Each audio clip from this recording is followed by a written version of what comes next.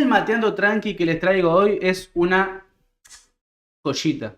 No voy a robar mucho tiempo en la introducción, lo único que voy a decir es que se suscriban y dejen un me gusta y un comentario porque los temas que vamos a tratar en el día de hoy son temas picantes. Bienvenidos amigos al Mateando Tranqui número 19. Mi nombre es Kevin Leiva y esto es Doble Filo. Vamos con la intro.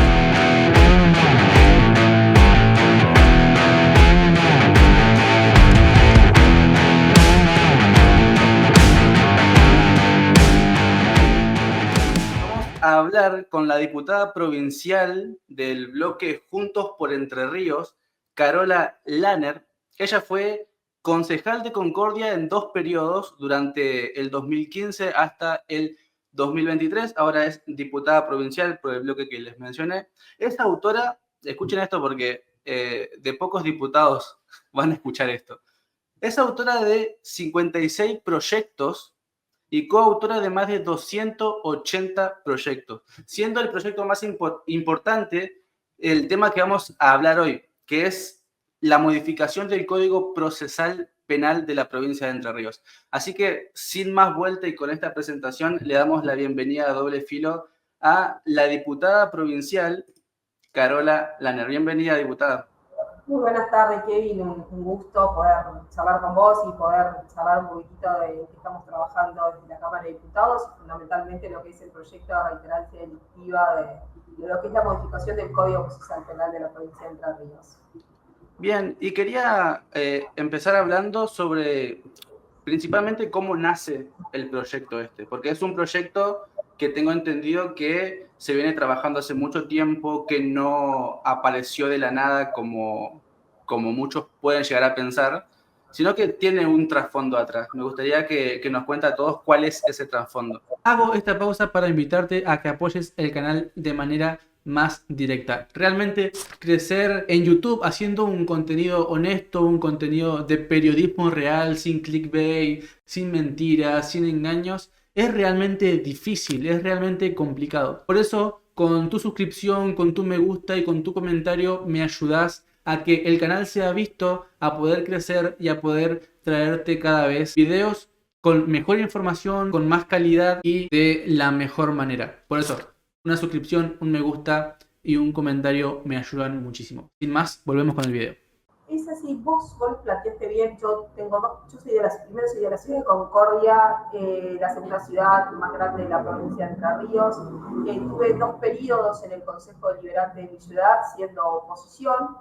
Y la verdad que trabajé mucho el tema de seguridad. Fue uno de los ejes de mi gestión en el Consejo Deliberante, trabajar el tema de seguridad, porque entendía que era una de las principales demandas en conjunto con el tema de la economía de los ciudadanos.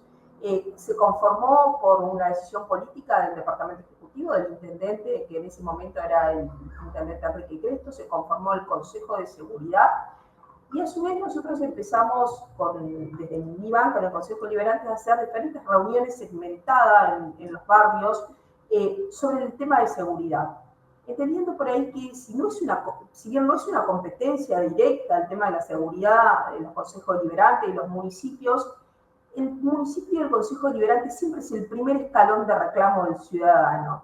Y nosotros entendíamos que hay temas que podíamos solucionar y hay otros temas que podíamos gestionar, pero lo que no podíamos hacer era desentendernos de una de las principales problemáticas de los ciudadanos, como era el tema de seguridad. Entonces, sí, empezamos a trabajar muchísimas iniciativas en materia de seguridad en mi ciudad. Y en cada reunión que íbamos, que teníamos un acercamiento con los vecinos, que charlábamos la problemática, abordamos la problemática integral de diferentes barrios en materia de seguridad, surgía un tema, y era la preocupación del vecino de lo que todos algunas veces escuchamos hablar, y era la famosa puerta giratoria. Entran por una puerta y salen por la otra. Y era una preocupación muy latente entre los vecinos. Nosotros, cada vez que teníamos una reunión con los vecinos, le explicábamos la importancia de erradicar la denuncia, la importancia de acudir a la comisaría a hacer la denuncia, y el vecino siempre nos planteaban: nosotros nos tomamos el tiempo, vamos, hacemos la denuncia, pero al día siguiente a la persona que vamos y denunciamos en nuestro barrio, la vemos cruzar por la vereda de nuestra casa. esa impotencia se sentía en los vecinos y tenía un justificativo, el de la puerta giratoria, el entran por una puerta y salen por la otra, y eso generaba una enorme impotencia con los ciudadanos. A medida que tuve un nivel de responsabilidad mayor, como era la Cámara de Diputados, ya con un nivel de competencia más directa, empezamos a analizar el tema, empezamos a querer ver estadísticas empíricas. Si esa demanda que tenía la comunidad, de entran por una puerta, salen por la otra, de personas que acumulan causas y siguen delinquiendo y siguen en la calle, tenía algún tipo de correlación con las estadísticas empíricas. Yo manejaba la de mi ciudad, que era la ciudad de Concordia, y hay datos muy duros. De 1000 detenciones, el 70% son reingresantes en Concordia, o sea, son reiterantes, son personas que cometen que tienen en su haber más de 2 delitos. Hay algunas personas que acumulan 7 u 8 causas y siguen en la calle cometiendo delitos. Tal es así que nosotros fuimos al área de criminalística, al área de rastros, que es de la Policía de Entre Ríos, quien maneja las estadísticas delictuales a nivel provincia. Presentamos una nota y le solicitamos que nos hagan un informe completo sobre el nivel de reiterantes o reingresantes que había en toda la provincia, segmentado ciudad por ciudad. Recibimos un informe muy completo del área de criminalística de toda la provincia, segmentado ciudad por ciudad, desde las ciudades más grandes a las ciudades más pequeñas, y nos dábamos cuenta que en mayor o en menor medida ese reclamo de la sociedad tenía una correlación con las estadísticas empíricas y con las estadísticas que manejaba criminalística de las personas que eran reiterantes o eran reingresantes.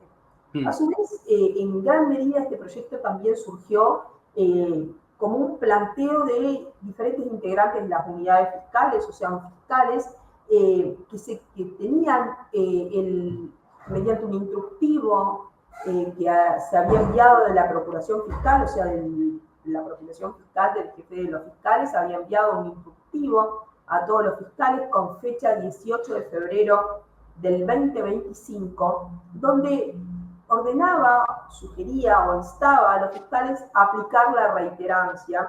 Es un instructivo que está muy bien fundamentado, muy bien justificado, y que pasaba a lo largo de toda la provincia sobre la reiterancia, fundamentalmente en lo que son los delitos de flagrancia.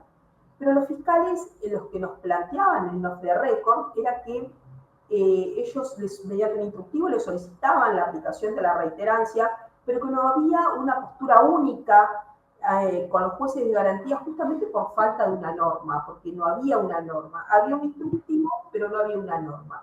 Pasándolo en limpio, los fiscales usan la reiterancia y se encontraron con un vacío legal. Esta norma, claro, lo que es la modificación del Código Procesal Penal, es lo que corresponde, que es la modificación del código, y lo que nosotros vendríamos a hacer es aquello que hoy se le pide a los fiscales mediante la Procuración Fiscal, que es la aplicación de la reiterancia, nosotros lo incorporamos en el lugar, en la ley que corresponde, que es la modificación del Código Procesal Penal, y nosotros creemos que es sumamente importante la incorporación del Código Procesal Penal, porque le estamos dando una herramienta a aquellas personas que tienen que aplicar la ley. Nosotros este proyecto lo presentamos el 20 de mayo del 2024 y fundamentalmente lo que nosotros estamos solicitando es la modificación del artículo 240 del Código Procesal Penal de la provincia de Entre Ríos, que es lo que refiere a lo que es la formulación de cargos. También solicitamos la incorporación, o se incorpora lo que es la figura de reiterancia delictiva, que es el artículo 354 bis, y por ahí hay una confusión en lo que es reiterancia y reincidencia. Nosotros... A eso, disculpe que la interrumpa ahí, porque eso le iba a preguntar más adelante, pero antes de ir ahí, quería hacer una consulta sobre, porque en el Nacional ya se aprobó una ley de reiterancia, que esa también fue muy tratada y fue muy criticada. ¿Tiene algo que ver? ¿Por qué es diferente lo que es en provincia a lo que es en nacional? Nosotros, a nivel nacional, se puede legislar desde lo penal. Nosotros a nivel provincial podemos legislar desde lo procesal, que es la herramienta que tenemos. lo que vos planteabas, y ahí por ahí te comento algo, hablar de reiterancia delictiva parece que empezamos a conocer la reiterancia o el término de reiterancia delictiva cuando se empezó a discutir a nivel nacional. Pero vale recordar que la reiterancia delictiva no es un instituto extraño. Fue pionera en modificar su código procesal penal Mendoza, la provincia de Mendoza, a incorporar el término de reiterancia delictiva. Después siguió Tucumán, después siguió Chubut, siguió Cava, Corrientes, y después se hizo un proyecto a nivel nacional. O sea que no es un instituto extraño la reiterancia delictiva. Ya se aprobó en Argentina, en otras provincias. Se aprobó en Mendoza, se aprobó en Chubut, se aprobó en Tucumán, se aprobó en Corrientes, se aprobó en Cava. Y en el ámbito internacional también está con diferentes códigos. Nosotros, ¿no es cierto?, en el Instituto de Roma, en la Ley de Enjuiciamiento Criminal española, en el Código Procesal Penal de Italia, en el ordenamiento procesal penal francés, en Alemania, en el país vecino de Uruguay, también se legisló sobre reiterancia delictiva. O sea que nosotros creemos que este proyecto no solo es jurídicamente viable, sino también es necesario. Tenemos antecedentes en diferentes provincias que han modificado su código procesal penal. A nivel nacional se acaba de votar recientemente y en el ámbito internacional también existe. Y en esas provincias que ya se aplicaron hace bastante, ¿dio resultado? ¿Bajó la reiterancia de los delitos? Una de las pioneras en aplicar la reiterancia delictiva fue Mendoza, y nosotros estuvimos mirando los antecedentes, que ha dado mucho resultado. Nosotros creemos que este proyecto no solo es punitivo, sino también es disuasivo, porque mientras el delincuente no tenga miedo de salir a robar, mientras el delincuente no tenga miedo de salir a delinquir, mientras el delincuente siente que puede acumular causas y que no pasa nada, hoy creemos que este proyecto también puede ser disuasivo, no solo punitivo.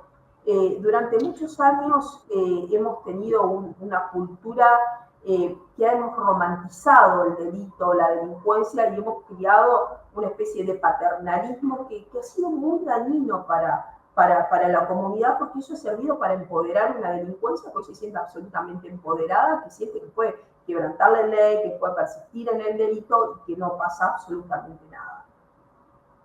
O sea, sirve además como una herramienta para los jueces, para los fiscales, para la justicia, también como un mensaje hacia los delincuentes de hecho, ya no es que no va a pasar nada, sino que a partir de ahora...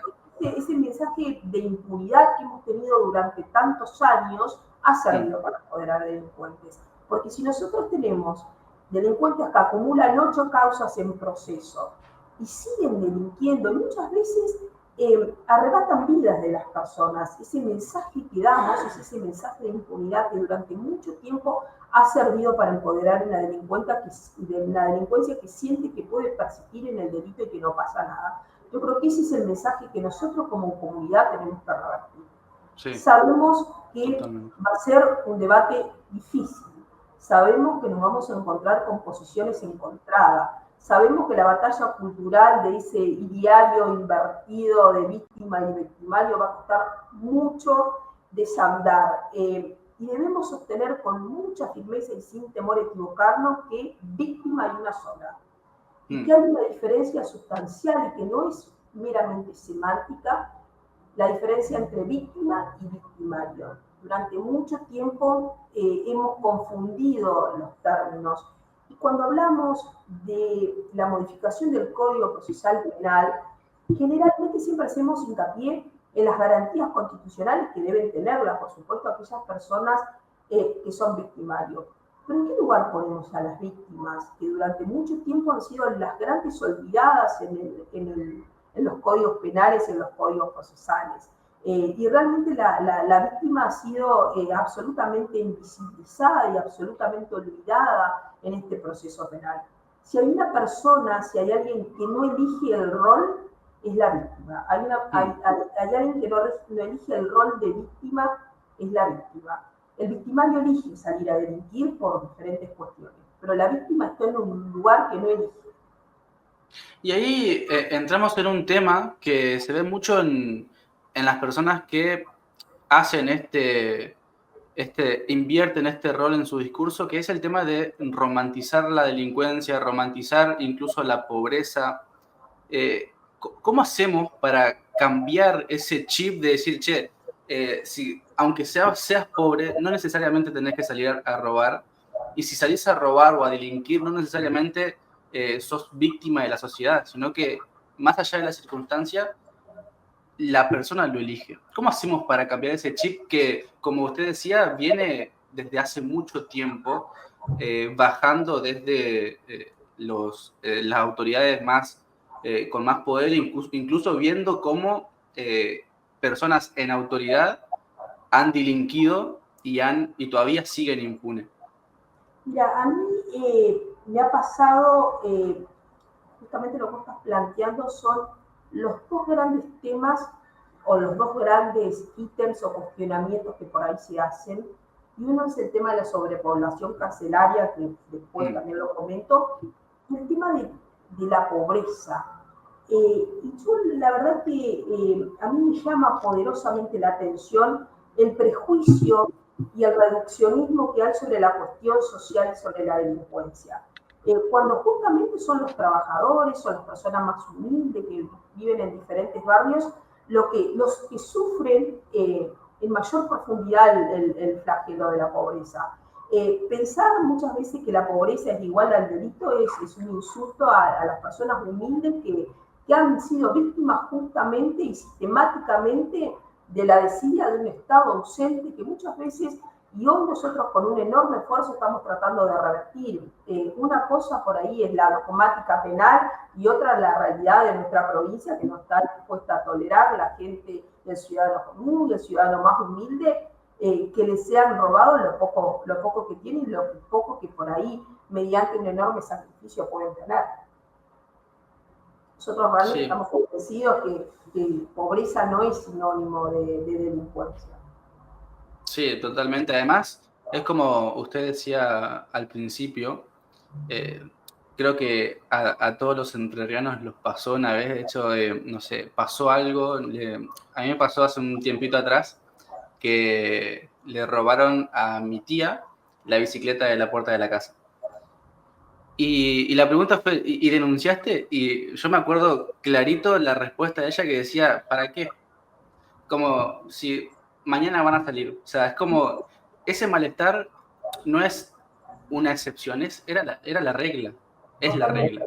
Y sumando a lo que vos estás diciendo, que nosotros lo vivimos todos los días con exactamente ese mismo comentario, es te diría el 80% de los ciudadanos. Hizo la denuncia, ¿y para qué voy a ir a hacer la denuncia? Voy a perder horas de mi tiempo si después el delincuente al otro día está en la calle. Y la otra cosa que por ahí se aporta es que nos terminamos acostumbrando, lamentablemente, a me robaron la bicicleta, pero bueno, agradecí que no te mataron, agradecí que no pasó a mayores. Y terminamos justificando o terminamos acostumbrándonos a una realidad que no tendríamos por qué acostumbrarnos. Y otro tema que por ahí nos encontramos cuando empezamos a hablar de este proyecto que es la modificación procesal penal es el estado de las cárceles, la sobrepoblación carcelaria. Este proyecto no trae una solución de fondo y cómo van a hacer con la sobrepoblación carcelaria. Nosotros no desconocemos la realidad del sistema penitenciario, un sistema penitenciario que hace 20 años no hay una inversión en el sistema carcelario. Esta gestión, la gestión del gobernador Rogelio Frigerio y del Ministerio de Seguridad, hace un tiempo viene gestionando créditos para construir, ampliar la unidad penal de Federal y a construir una nueva unidad penal en Paraná. Se está trabajando en proyectos para agrandar unidades penales. Lo que nosotros queremos dejar claro es que la realidad del sistema penitenciario no puede ser un motivo para no dar la discusión sobre la delincuencia que tenemos que dar. Repito, nosotros estamos diciendo que no es un proyecto meramente punitivo, también es un proyecto disuasivo y a su vez también le estamos dando una herramienta válida a aquellas personas que tienen que aplicar la ley. Entonces nosotros creemos que no desconocemos la realidad del sistema penitenciario. Nosotros, a medida que fuimos trabajando en este proyecto, a medida que trabajamos el proyecto de los diferentes proyectos de seguridad, recorrimos las unidades penales, recorrimos la unidad penal 6 de acá de Paraná, donde están alojadas todas mujeres de la provincia, recorrimos la unidad penal número 1 de Paraná, recorrimos la unidad penal número 3 de mi ciudad de Concordia, fuimos a la ciudad de Gualeguaychú, recorrimos la unidad penal número 9, y no solo el sistema carcelario está colapsado, además hay innumerables talleres, le dan innumerables posibilidades a aquellas personas que están alojadas en las unidades penales, que sin duda hay que mejorar, nosotros no negamos esa discusión. Lo que creemos es que no podemos no dar la discusión sobre la delincuencia y sobre estos proyectos que son absolutamente válidos y valiosos. Otro tema importante es, cuando nosotros presentamos este proyecto, teníamos absolutamente claro que iba a generar resistencia en un sector que ha tenido una visión romántica de la delincuencia y que ha sido un justifique. Siempre a la persona que delinque hay que analizar la cuestión de fondo, siempre eran las excusas. Sabíamos que iba a generar resistencia, pero nosotros estábamos absolutamente convencidos que lo presentamos al proyecto con una absoluta generosidad, con una absoluta grandeza, para que la comisión, este proyecto pasó a la Comisión de Constitucional, pueda ser analizado, pueda ser debatido, pueda ser, todas las miradas son válidas y puedan ser escuchadas, y aquella persona que tenga algo para aportar en el proyecto y que pueda mejorarlo, bienvenido sea. Nosotros lo que creemos que no podemos dejar de discutir estos temas que son absolutamente necesarios.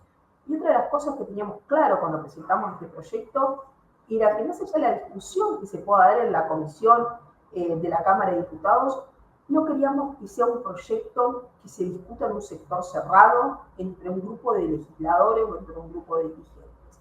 Sentimos que estos son los proyectos que hay que federalizarlos, hay que discutirlo en los municipios, hay que discutirlo en los consejos deliberantes, en los diferentes consejos de seguridad que hay en los municipios, de cara al ciudadano, en las asambleas públicas, y así lo estamos haciendo.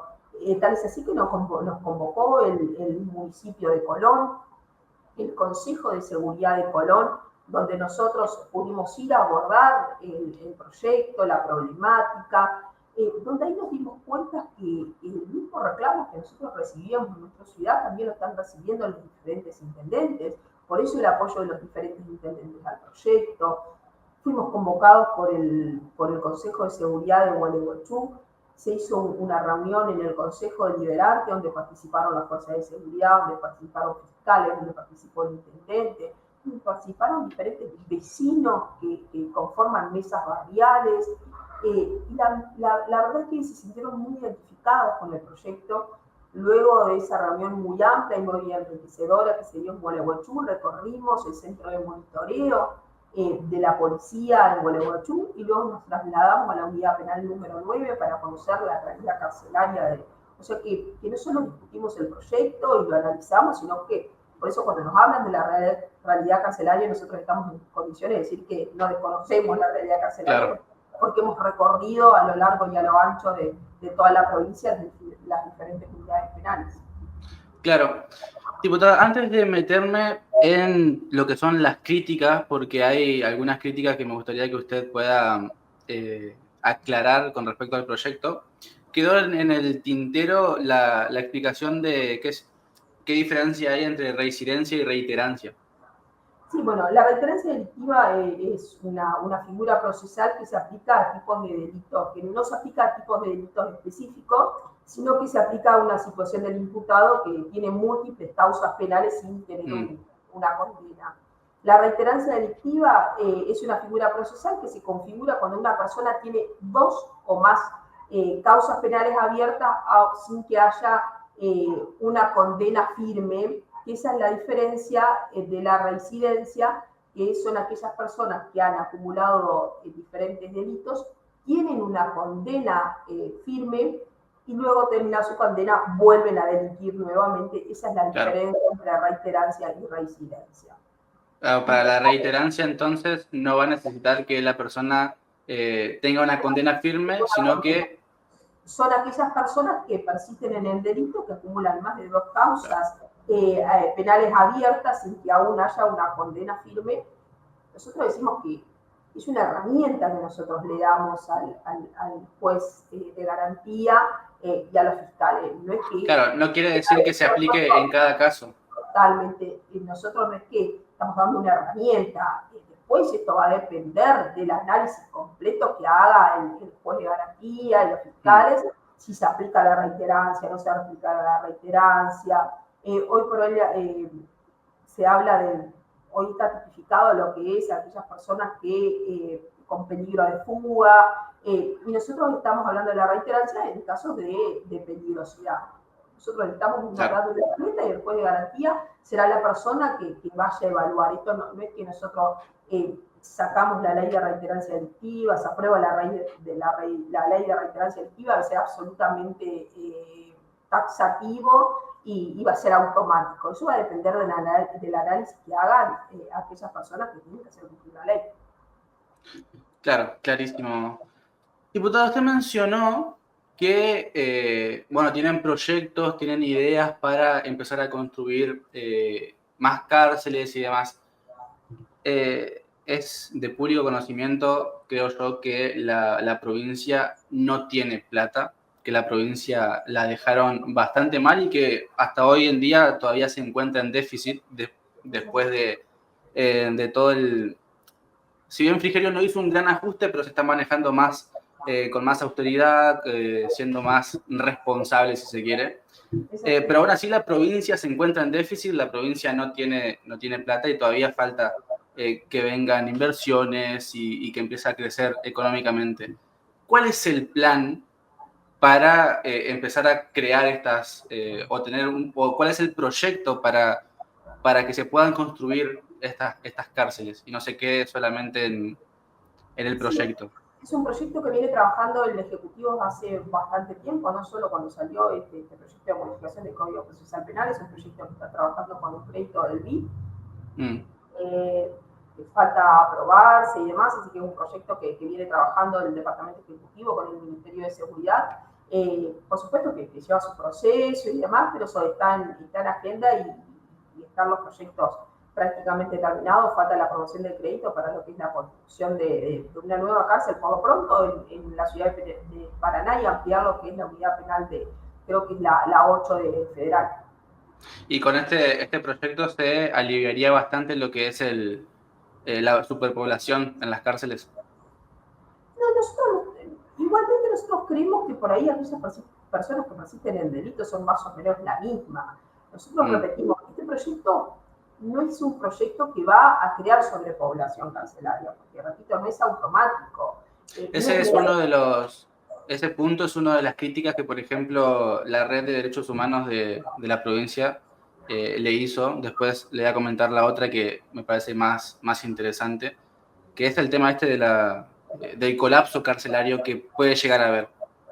Yo creo que el delincuente tiene todo el derecho a la defensa de un Estado, a una cárcel digna, al respeto de su dignidad y a los derechos humanos, por supuesto, para que aquella persona que ingrese como ladrón no salga como homicida. Tiene todo el derecho a un tratamiento justo y, sobre todas las cosas, a tener nuevas oportunidades de desarrollo cuando culmine su pena y pueda salir en libertad.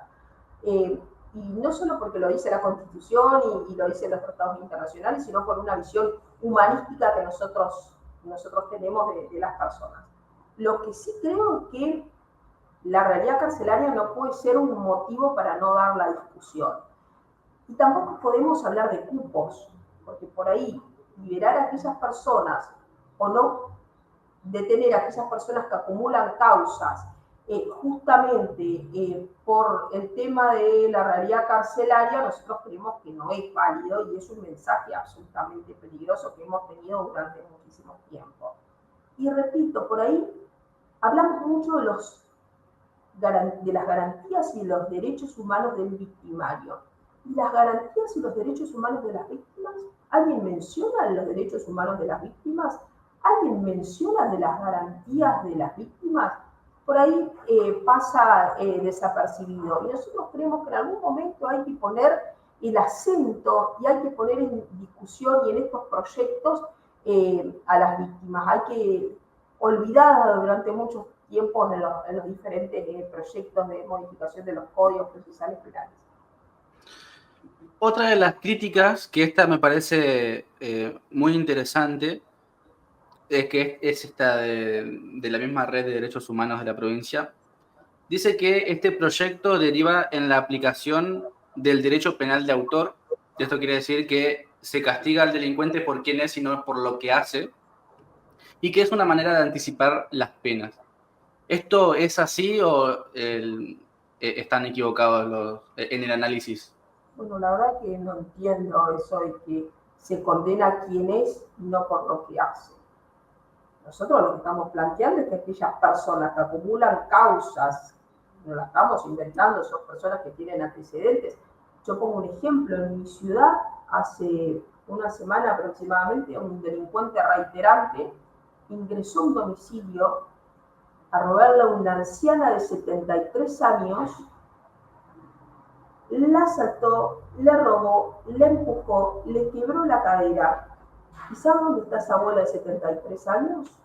En el cementerio.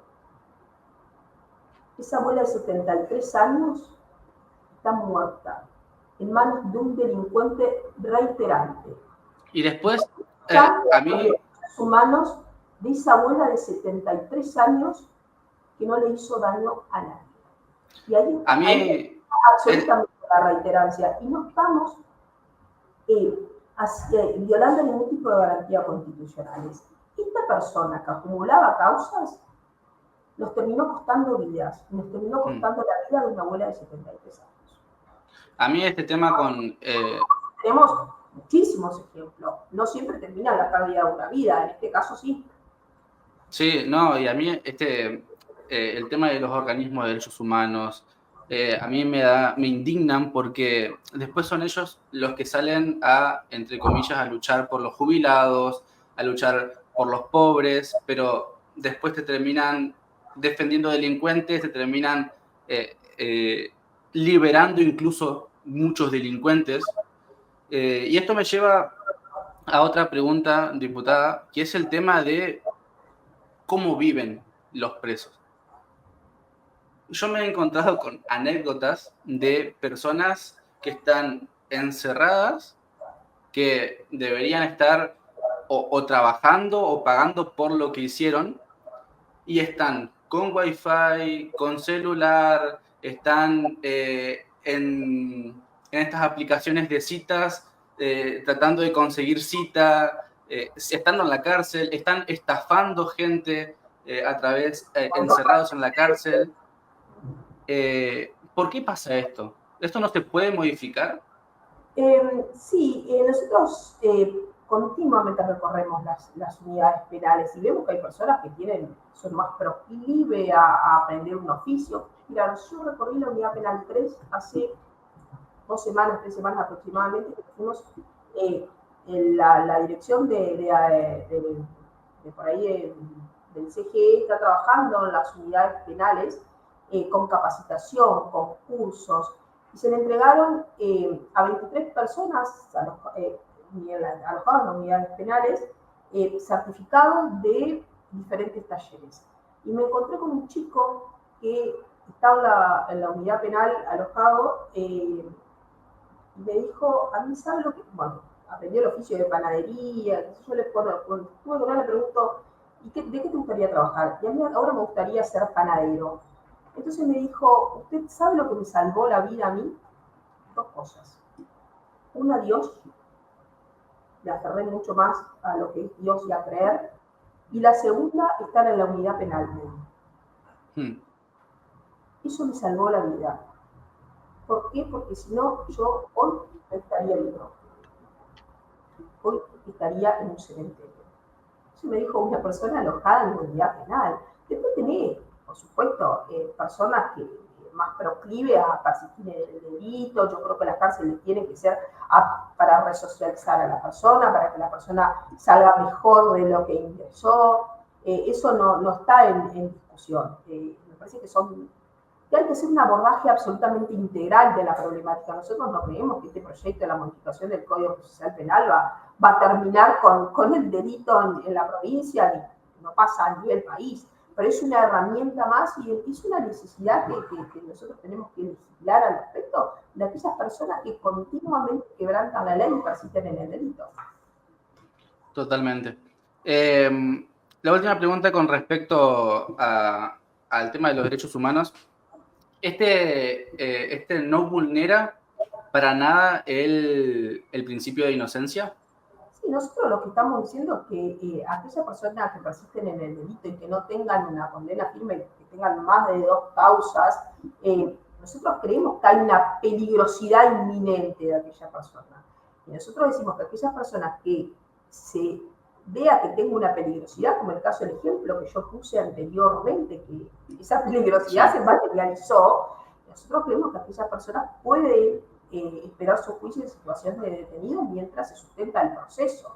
Nosotros no violamos ningún tipo de garantías constitucionales, más se siguen conservando todas y cada una de ellas. Pero repito, nosotros respetamos la posición que ha tenido siempre los organismos de derechos humanos, respetamos y es más, creo que es válida su postura, porque es la postura que han venido teniendo durante todos estos años.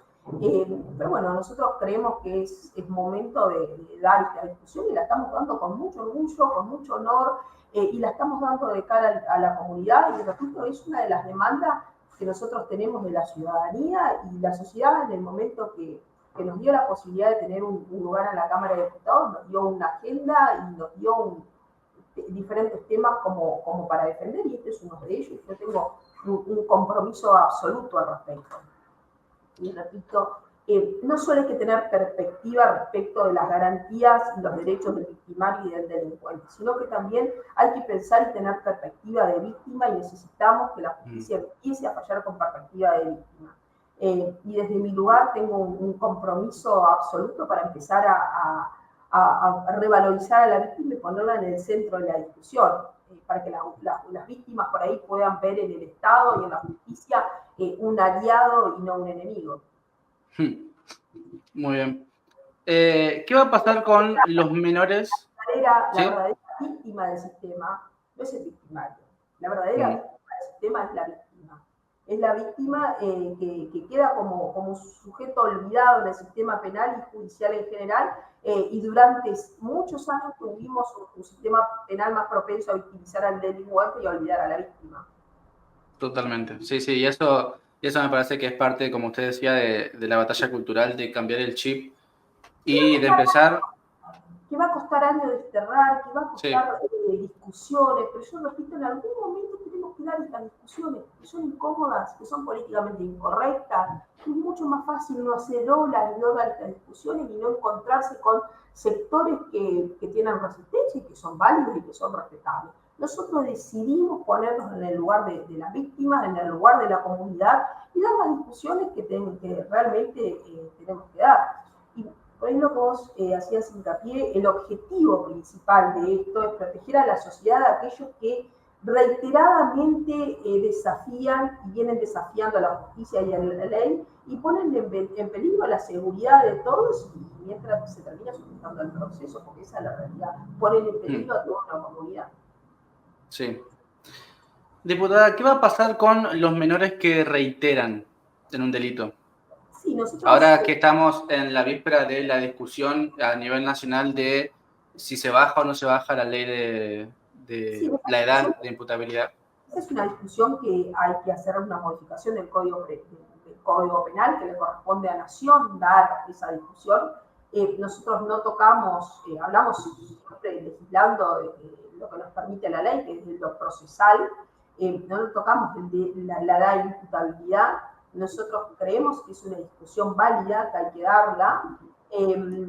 Yo tengo algo de estadísticas sobre el nivel delictual de los diferentes menores y más, pero me parece que es una discusión que nosotros no la tocamos ahora en la modificación del Código Procesal Penal, y que yo no tengo dudas que se va a dar a nivel nacional y que en algún momento nos va a tocar a nosotros dar esa misma discusión y tener alguna postura al respecto.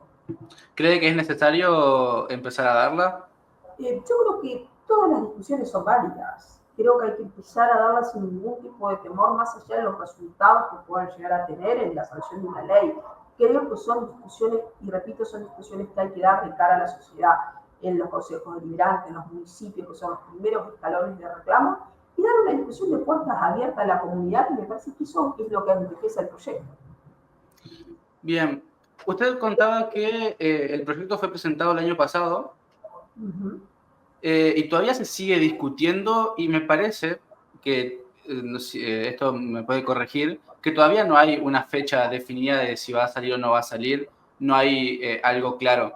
¿Por qué se está tardando tanto? Si es algo que la sociedad demanda, si es algo que vemos que todo Entre Ríos está de acuerdo, yo no he visto a nadie, a ningún ciudadano que esté en desacuerdo.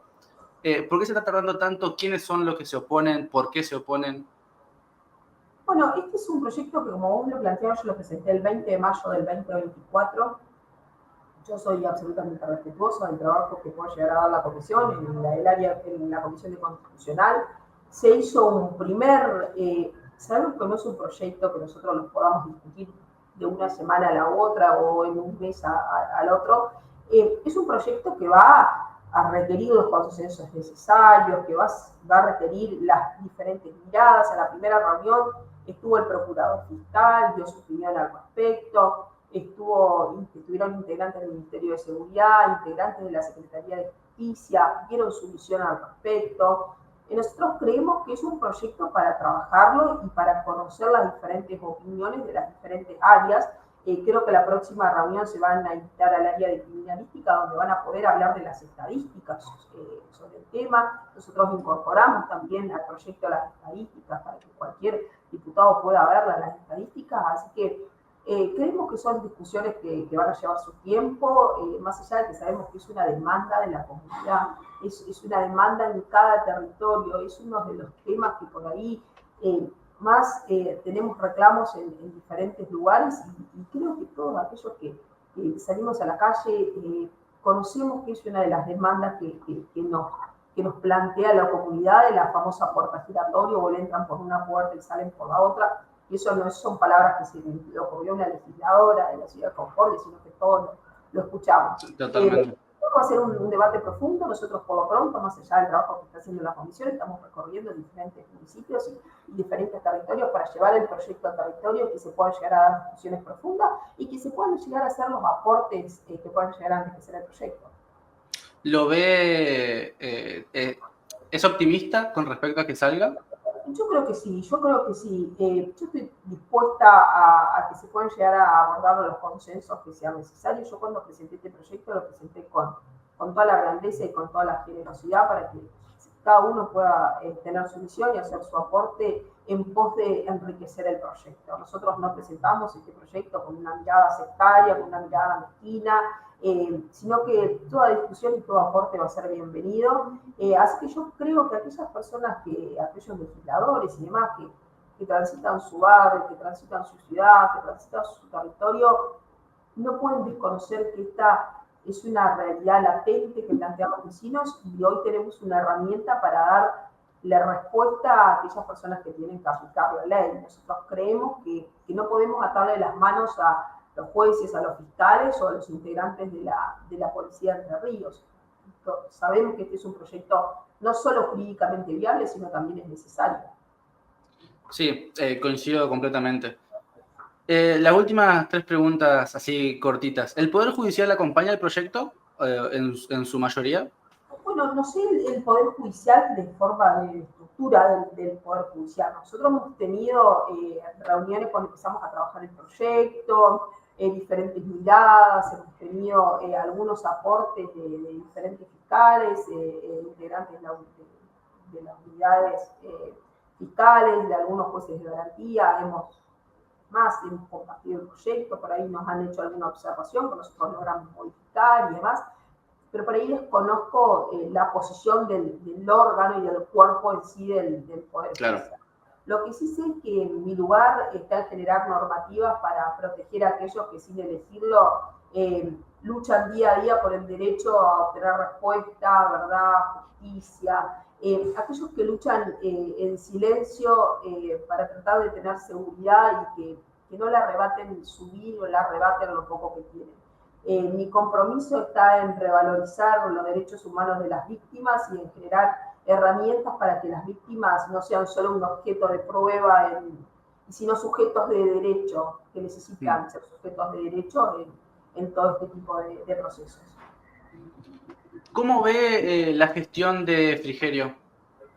Bueno, yo creo que tenemos un gobernador que cuando nosotros nos presentamos en las elecciones, teníamos muchísimos temas en agenda, teníamos un proyecto de provincia, y que sabíamos que nos íbamos a encontrar con una realidad muy difícil, pero en el momento que asumimos nos encontramos 20 años de peronismo. Aún más difícil de que nosotros percibíamos.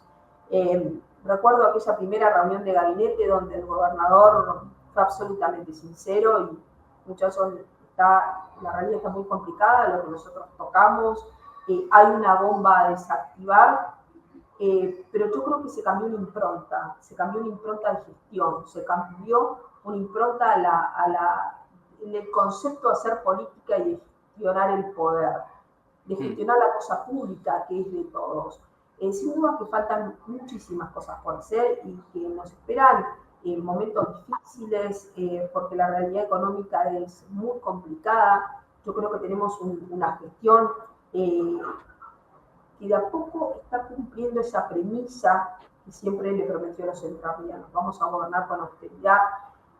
Se hicieron muchísimas cosas que tal vez por ahí siempre son las malas noticias, siempre son mucho más resonantes que las iniciativas buenas.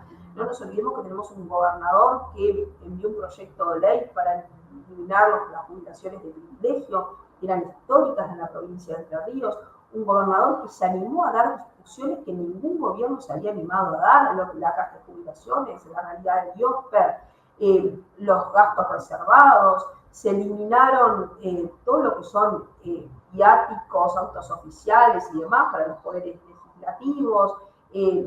La Cámara de Diputados hizo una enorme reducción de lo que son sus gastos. Hoy nosotros nos manejamos como un ciudadano más.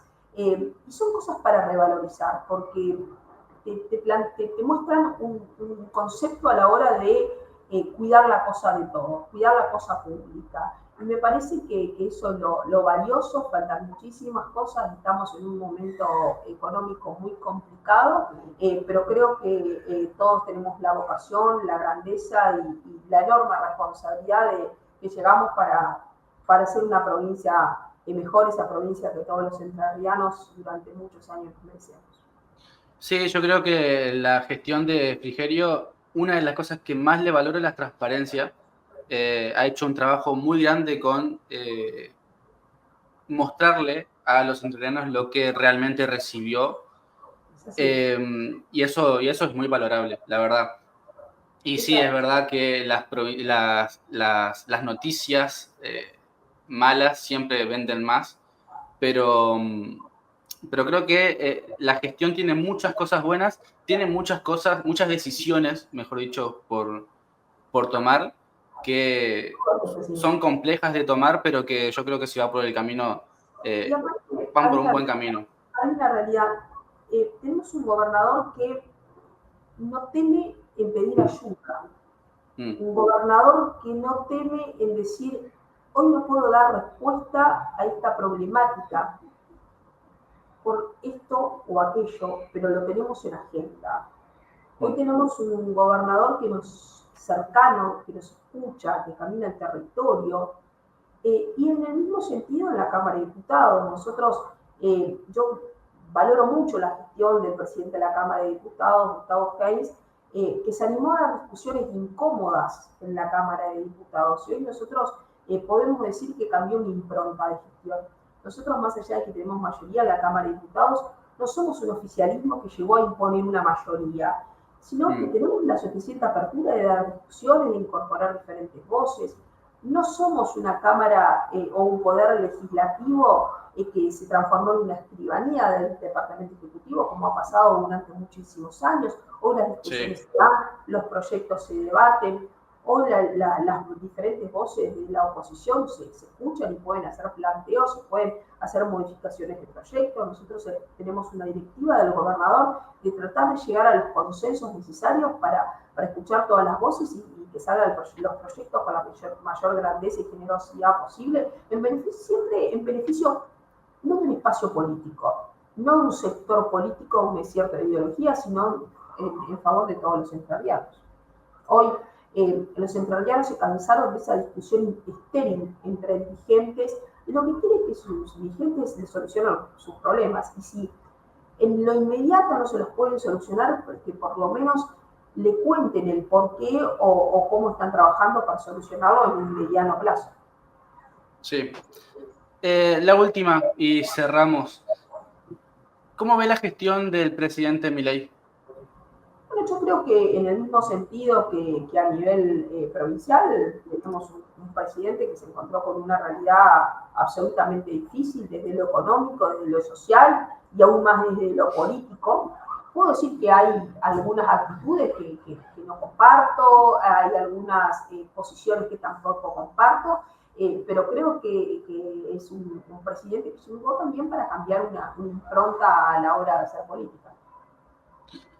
Diputada, fue un honor charlar con usted. Muchas gracias por aceptar la entrevista. Antes de cederle la palabra para cerrar como usted quiera, quería decirle que Doble Filo está abierto para cuando quiera informar algo, para cuando quiera venir e informar cómo sigue la discusión del proyecto o si va a haber más proyectos. Esta casa está abierta para comunicar a la comunidad lo que ustedes quieran comunicar. Y nada, muchas gracias y la dejo que cierre usted. Bueno, muchísimas gracias a vos, Kevin, por permitirme charlar con mucha soltura estos temas, hablarlo como lo hablábamos en los diferentes consejos de seguridad, como lo hablamos entre vecinos, y para que el ciudadano por ahí entienda de qué estamos hablando. Así que simplemente agradecerte a vos, agradecerte por permitirme esta cercanía y por permitirme contar en qué estamos trabajando desde mi lugar también a disposición y bueno, felicitarte por este espacio que realmente son importantes estos espacios para dar a conocer por ahí que estamos trabajando aquellos que tenemos responsabilidades institucionales. Bueno, muchas gracias. Y bueno, a los que están del otro lado, los invito a seguirla a la diputada para que se enteren de primera mano todo el trabajo que hace en la legislatura entrerriana. Así que nada, gracias a los que llegaron hasta el final. Nos vemos en la siguiente. Chao.